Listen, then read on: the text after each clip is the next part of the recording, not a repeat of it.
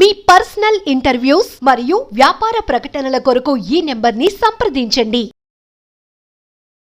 నమస్తే, welcome to మనం TV. నేను మీ ప్రియాంకారావు. ఈరోజు మనతో పాటు ఆయుర్వేదం అలానే మరమ చికిత్స నిపుణులు విఎస్ నాయుడు గారు ఉన్నారు. వారితో మాట్లాడి మనం పెరాలసిస్ ఎందుకు వస్తుంది, పెరాలసిస్ వస్తే చనిపోవాల్సిందేనా, ఇలాంటి విషయాలపై అవగాహన తెచ్చుకుందాం. నమస్కారం గురుగారు. నమస్కారం. ఎలా ఉన్నారు? బాగున్నాను సార్, అసలు పక్షవాతం అనే పేరు తరచూ వినాల్సి వస్తుంది ప్రెసెంట్ సిచ్యువేషన్ లో. సో ఎందుకు పక్షపాతం అనేది వస్తుంది అంటారు? అయితే పక్షవాతము ఎందుకు వస్తుంది, ఎలా వస్తుంది అనే దానికంటే ముందు ఇంతకు ముందు పరిస్థితి ఎలా ఉండేది, ఇప్పుడు ఎక్కువ మందికి వస్తుందా అనే దాని గురించి చెప్తాను. ఫస్ట్, ఇంతకు ముందు 60 సంవత్సరాలు 70 సంవత్సరాలు దాటినటువంటి వాళ్ళకే పక్షవాతం వచ్చేది. కానీ ఇప్పుడు వచ్చేసి 25 సంవత్సరాల వాళ్ళకు కూడా పక్షవాతం వస్తుంది, 22 సంవత్సరాల వాళ్ళకు కూడా పక్షవాతం వస్తుంది. ఇంకొక విషయం ఏంటంటే, కరోనా వచ్చిపోయిన తర్వాత కొన్ని మందులు ఎక్కువ వాడడం వల్లే కానీ, వ్యాక్సినేషన్ తీసుకున్నందువలన కానీ ఈ సమస్య విపరీతంగా పెరిగిపోయింది. కొన్ని వేల మంది ఉన్నారు పక్షవాతం వచ్చిన వాళ్ళు. ఎందుకు వస్తుంది పక్షవాతం? హై బ్లడ్ ప్రెషర్ వల్ల, లో బ్లడ్ ప్రెషర్ వల్ల, అంటే తక్కువ బీపీ ఉన్నా కానీ వస్తుంది. బీపీ ఎక్కువ ఉన్నా తక్కువ ఉన్నా పక్షవాతం వస్తుంది.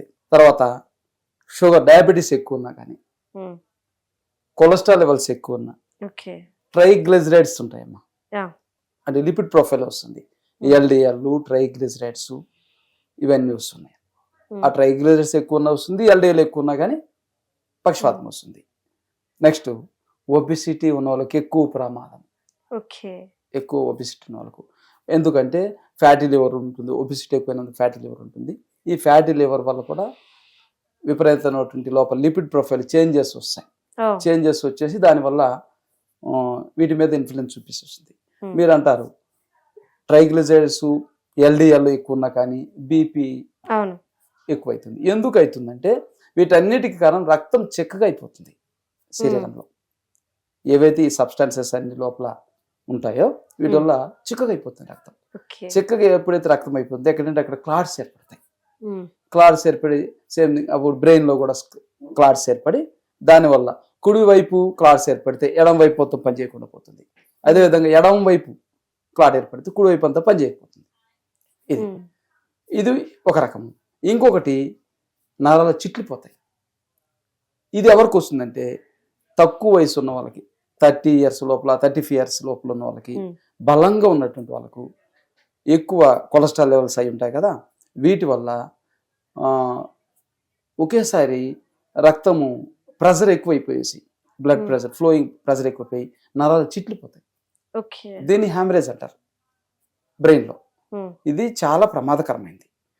ఒక పేషెంట్ కోలుకునేదానికి 2 సంవత్సరాలు పడుతుంది కనీసం నడిచేదానికి, సివియర్గా వస్తాయి.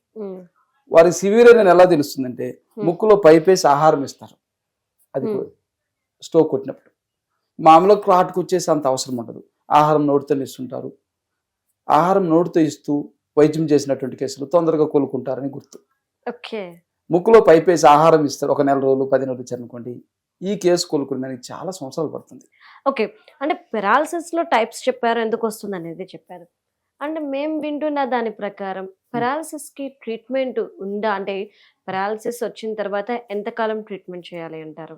పెరాలసిస్ కి జనరల్ గా అలోపతి వైద్యంలో మీరు 24 గంటల లోపల తీసుకురండి, 6 గంటల లోపల తీసుకురండి, మేము ఒక ఇంజెక్షన్ ఇచ్చేసేస్తాం, వెంటనే బాగా అయిపోతుంది అని చేస్తుంటారు. బాగా అయిపోతుంది.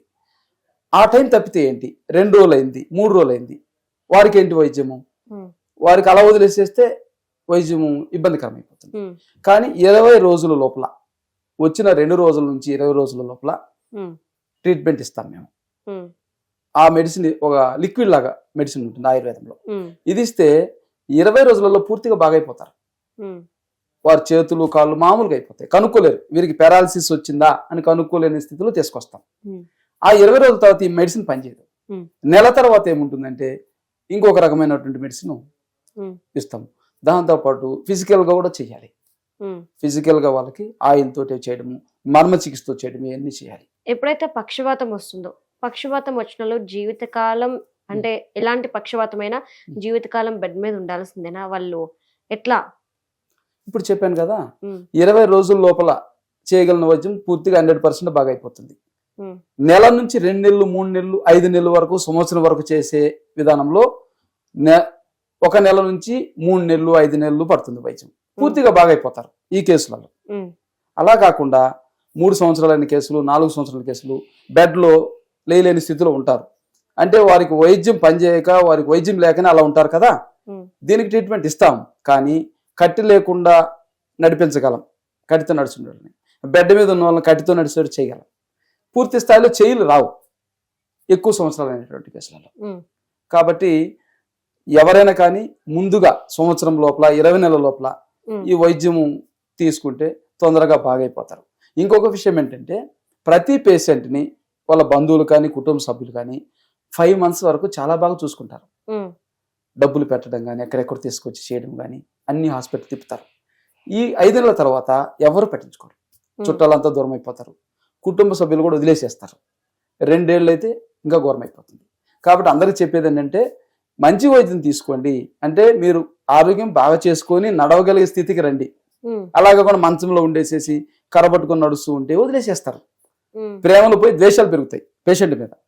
కొన్ని రోజులు ప్రేమగా ఉంటారు, పిల్లలు కానీ భార్య కానీ వేరే దగ్గర బంధువులు కానీ కొన్ని రోజులు బాగా చూస్తారు, తర్వాత చూడరు. చూడనప్పుడు ఏమవుతుంది, పూర్తి ఇంకా జీవితం క్లోజ్ అయిపోతుంది కదా. ఓకే కాబట్టి తక్కువ టైంలోనే బాగా చేసుకోవాలి. ఓకే సరే. అంటే నాకు అర్థం కాదు ఏంటంటే, పరాలసిస్ ఒకసారి వస్తే ఓకే, సెకండ్ టైం వస్తే చనిపోయే కేసెస్ ఎక్కువగా చూస్తున్నాం. కానీ మీరేమో Yes. ఎలాంటి దానికైనా ట్రీట్మెంట్ చేస్తాను అంటున్నారు. అక్కడికి వస్తున్నాను. ఈ స్ట్రోక్ అనేది అలోపతిలో వైద్యం తీసుకున్న వాళ్ళకు 2 సార్లు వచ్చిన వాళ్ళు ఉన్నారు, 3 సార్లు వచ్చిన వాళ్ళు ఉన్నారు. ఓకే ఫస్ట్ లైట్ గా వస్తుందమ్మా. ఉమ్, లైట్ గా వచ్చినప్పుడు 2వ సారి వస్తే ఇంకొంచెం సివియర్ వస్తుంది. ఉమ్, ఒకరు ఎక్కువ కూడా వస్తుంది, మాట పడిపోతుంది, ఉమ్, మంచంకి పరిమితం లేని స్థితిలోకి వచ్చేస్తారు. ఉమ్, పూర్తిగా ఎక్కువ కొడుతుంది. Hmm. కాబట్టి ఒకసారి ఎవరైనా స్ట్రోక్ వస్తే మళ్ళీ మళ్ళీ రాకుండా ఉండాలంటే ఇమీడియట్లీ అర్జున చూర్ణం అని ఉంటుందమ్మా. ఆయుర్వేదం అందరూ తీసుకోవచ్చు, అది పూర్వము అందరికి వాడేవాళ్ళు. ఈ అర్జున చూర్ణాన్ని కషాయంలాగా చేసి రోజు ఇస్తుంటే ఉమ్, ఒక 50 ml వాటర్లో 1 స్పూన్ వేసేసి, అంటే 100 ml 50 ml దాకా చేసేసి 1 స్పూన్ కాగబెట్టేసి అది వడపోసి తాగుతూ ఉంటే ఎవరికైనా పక్షపాతం వస్తే మళ్ళీ రానే రాదు ఇది తీసుకుంటుంటే. ఇంకొక విషయం అన్నారు మీరు, ఉమ్, ఈ ఔషధాలు వాడేది ఒక ఎత్తు అయితే, స్మోక్ చేయటము ఆల్కహాల్ తీసుకోవడము ఇలాంటి రిపీట్ అయితే అగైన్ స్ట్రోక్ వస్తుంది. ఇది చాలా ప్రమాదకరము. ఓకే. అంటే ఇప్పుడు ఇదంతా చెప్పారు, ఆయుర్వేదం అంటేనే ఎక్కువ ఫుడ్. Yes. సో వెజిటేబుల్స్ తీసుకుంటూ నాన్ వెజ్ తీసుకుంటూ ఈ పెరాలసిస్ ని మనం ఎలా కంట్రోల్ చేయొచ్చు అంటారు? అంటే పెరాలసిస్ వచ్చిన పేషెంట్ గురించి Yes. అంటున్నారు. ఎస్. అయితే దీంట్లో వీరికి ఎక్కువ కార్బోహైడ్రేట్స్ ఫుడ్ ఇవ్వకుండా, Hmm. కొలెస్ట్రాల్ అవి ఇలాంటివి వచ్చేసి ఫ్యాట్ ఫుడ్ ఇవ్వకుండా, ఓన్లీ మిల్లెట్స్ అంటే న్యూట్రల్ మిల్లెట్స్ ఉంటాయి. Hmm. న్యూట్రల్ మిల్లెట్స్ అంటే జొన్నలు, ఓకే. అవి చాలా బలమైన ఫుడ్. Hmm. ఈ జొన్నల ఫుడ్ వచ్చేసి ఎక్కువగా ఇస్తూ ఉంటే Hmm. తొందరగా కోలుకుంటారు. Hmm. దాంతోపాటు ఆర్గానిక్ బియ్యం ఉంటాయి, Hmm. రెడ్ రైస్ అని చెప్పేసి, మైసూర్ Brown మల్లి, rice. No Ah. Brown rice అంటే ఈ హైబ్రిడ్ దాంట్లో బ్రౌన్ రైస్ అన్ని ఉంటాయి. అలా Oh. కాకుండా Ah. మైసూర్ మల్లిగా, బహురూపి, Hmm. నవారా ఇలాంటి ఆర్గానిక్ రైస్ ఉంటాయి. Hmm. అంటే దేశీ విత్తనాలు ఇవి. Hmm. వీటికి లేయర్స్ ఎక్కువ ఉంటాయి, లోపల ఫైబర్ ఎక్కువ ఉంటుంది, బలం ఎక్కువ ఉంటుంది దాంట్లో. Hmm. ఆ ఫుడ్ జావల రూపంలో ఇస్తూ ఉంటే Hmm. తొందరగా కోలుకుంటారు ఓకే. patient. ఓకే, మరి పెరాలసిస్ రాకుండా ఉండాలంటే ఎలాంటి ఫుడ్ తీసుకోవాలి?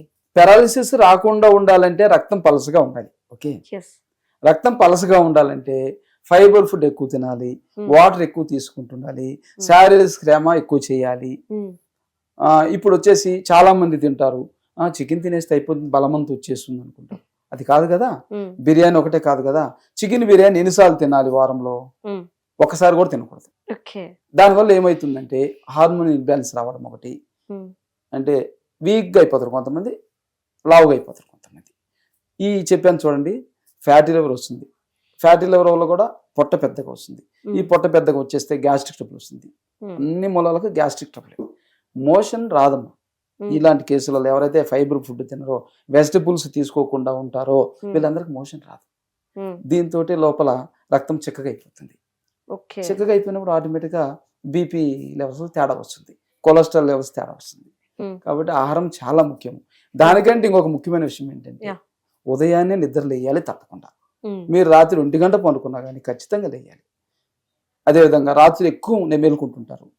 అన్ని రోజులు కాదు, వారంలో ఇబ్బంది అయినప్పుడు ఒకసారి మేలుకోవచ్చు, కానీ ప్రతిరోజు మేలుకుంటూ పోతే అన్ని రోగాలు చేతిలో పెట్టుకుని తిరిగినట్టు. సో అంటే కంటి నిండా నిద్ర అంటే ఫుడ్ ఎంత ఇంపార్టెంటో కంటి నిండా నిద్ర కూడా అంతే ఇంపార్టెంట్ అని చెప్పేసి అంటారు. ఎస్ ఓకే, అంటే మీరు ఆ మర్మ చికిత్స గురించి చెప్పారు. ఎస్ సో ఈ పెరాలసిస్ వారికి ఎలాంటి మర్మ చికిత్స ఉంది అండ్ ఎలా చేస్తారు? ఫింగర్స్ తో ఎట్లా? దానికంటే ముందు మీరు ఫుడ్ బెడ్ అని నిద్రపోయేది అన్నారు కదా. ఎస్. నిద్రపోవడం అంటే పగులు నిద్రపోయేది కాదు, ఓకే. రాత్రి నిద్రపోవాలి.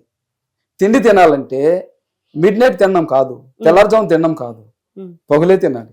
ఉమ్, ఇది చాలా ముఖ్యం గుర్తుపెట్టుకుంది. Okay. నెక్స్ట్ మర్మ చికిత్స గురించి చెప్తాను. Yeah, okay. అయితే ఈ చేతులు కాళ్ళు స్పైన్ కి వచ్చేసి ఉమ్, జాయింట్ అయి ఉంటాయి. ఉమ్, మర్మ చికిత్స ద్వారా ఆ పాయింట్లలో ఎక్కువ పెయిన్ ఉంటుంది, ఓ, అవి అక్కడ మేము రిలాక్స్ చేసేస్తాం. ఉమ్, మర్మ చికిత్స చేసినప్పుడు చెయ్యి వాళ్ళకి ఫస్ట్ వచ్చేసి ఎవరికైతే పారాలసిస్ వస్తుందో ఒక చెయ్యి ఒక కాలు పడిపోతుంది కదా, విపరీతం పెయిన్ ఉంటుంది, తగలనియరు పాపం. ఓ, దీన్ని రిలాక్స్ చేయాలంటే దాని ప్యారలల్ నరం ఉంటుంది కదా, స్పైన్ పక్కనే ఉమ్, అక్కడ చేస్తాం. అక్కడ ఉమ్, చేసేస్తే నొప్పిపోతుంది. ఏ పారాలసిస్ పేషెంట్ అయినా వారం లోపల పెయిన్ అంతా తీసేస్తాం, ఉమ్, పెయిన్ మళ్ళీ ఉండదు.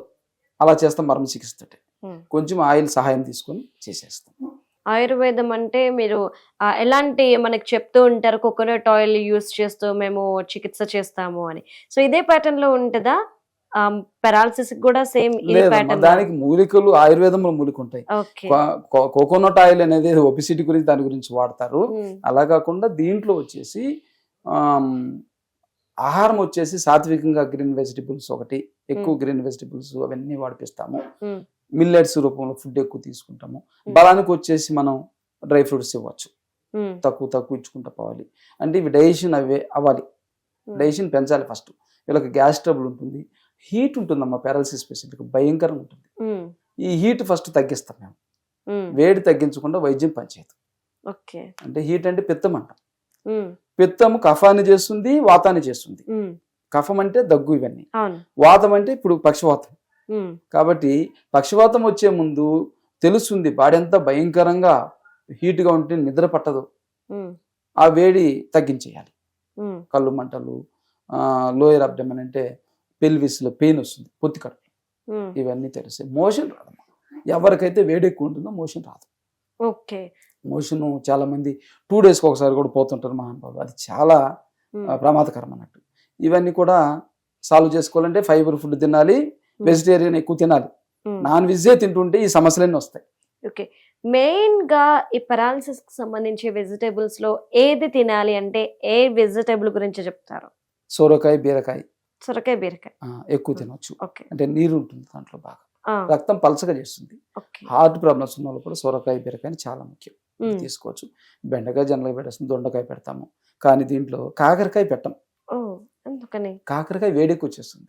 ఓకే. ఈ కేసులలో ఆల్రెడీ వేడి ఉంటుంది కాబట్టి కాకరకాయ పెడితే ఇంకా వేడి అవుతుంది, ఉమ్, కాబట్టి దాన్ని పెట్టమమ్మ కాకరకాయ. సో సొరకాయ, బీరకాయ తింటే పక్షవాతం నుండి తప్పించుకోవచ్చు అంటారు. బీపీలు అవి కూడా రాకుండా ఉంటాయి, రక్త ఆ. ఫ్లో బాగుంటుందమ్మా. ఓకే. రక్తం ఎంత చిక్కగా పలుచగా పోతుంది. ఉంటే Yes. అంత మంచిది ఇవి ఆరోగ్యం. వెజిటబుల్స్ బాగా పనిచేస్తాయి. ఓకే.